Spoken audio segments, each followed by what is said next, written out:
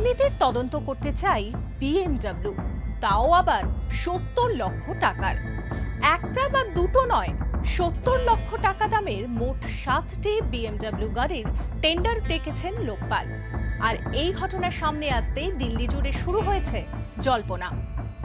BMW 3 সিরিজে 330 Li মডেলের গাড়ি কেনার জন্য টেন্ডার জারি করেছে দুর্নীতি দমন লোকপাল। প্রতিটি গাড়ির অনরোড দাম ৭০ লক্ষ টাকা, অর্থাৎ 7টি গাড়ির বাজার মূল্য প্রায় 5 কোটি টাকা। এই গাড়িগুলিকে 30 দিনের মধ্যে দিল্লির বসন্তকুঞ্জ ইনস্টিটিউশনাল এরিয়াল দপ্তরে পাঠিয়ে দিতে বলা হয়েছে। বর্তমানে লোকপালের 8 জন সদস্য, তাদের মধ্যে একজন চেয়ারম্যান, বাকি 7 জন সাধারণ সদস্য। কাকতালীয় বিষয় হলো 7টি গাড়ির জন্য টেন্ডার ডাকা হয়েছে। তাহলে কি প্রত্যেক সদস্যর জন্য একটি করে গাড়ি কেনা হচ্ছে? এমনকি গাড়ির রঙও বলে দেওয়া হয়েছে টেন্ডারে। 7টি বিএমডব্লিউই হতে হবে সাদা রঙের। উল্লেখ্য, এই বছরে বিএমডব্লিউ ইন্ডিয়ায় লঞ্চ করেছে 3 সিরিজের লং হুইলবেস মডেল।